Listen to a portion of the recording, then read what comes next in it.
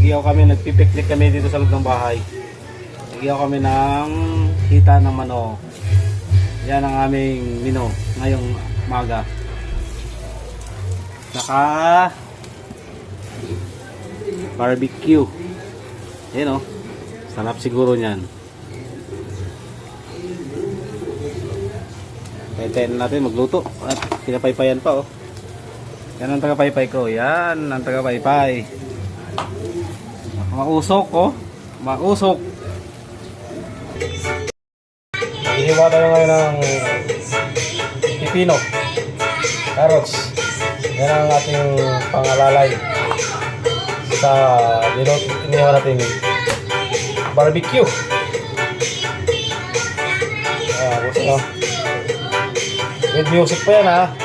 With music. Habang naghihiwa para ganado. Ganado yung ating trabaho.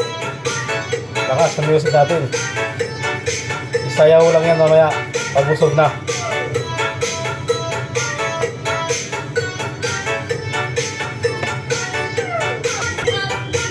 Basta, susunod namin natin yung pipino. Balatan naman natin.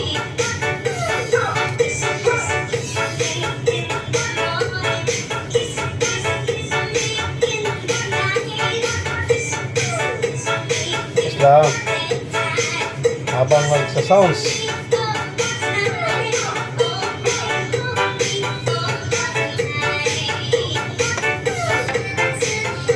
Malapit lang matapos ating balatan.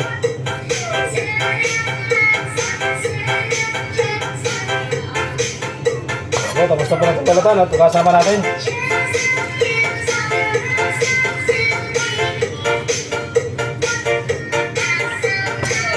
Iwain naman natin ngayon.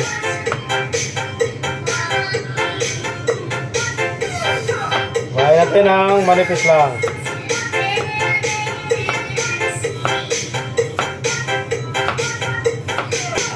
Tapos, ilagay natin dito. Yan.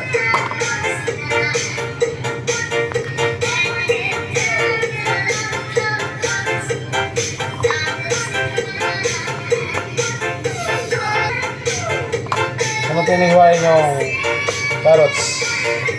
Manipis lang din.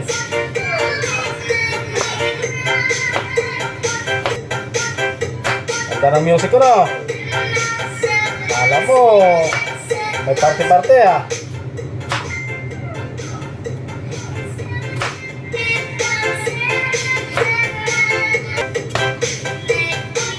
Yan na. Ready na. Ayan o.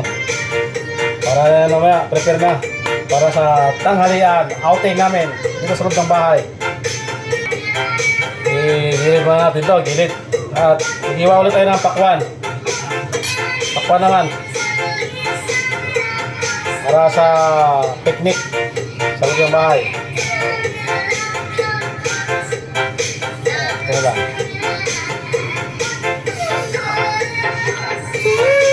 Ano yung sura nito? Pula kaya to? O dilaw pala to? Ayan o. Ganda o. At sa dilaw, malamig-lamig. Kalahati lang muna.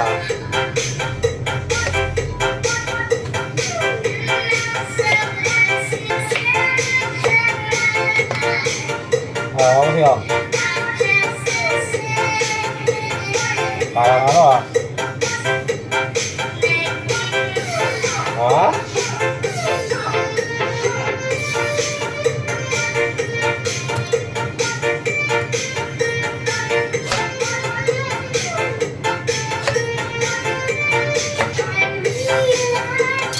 Oh ha? Ganda na pagkahiwa oh.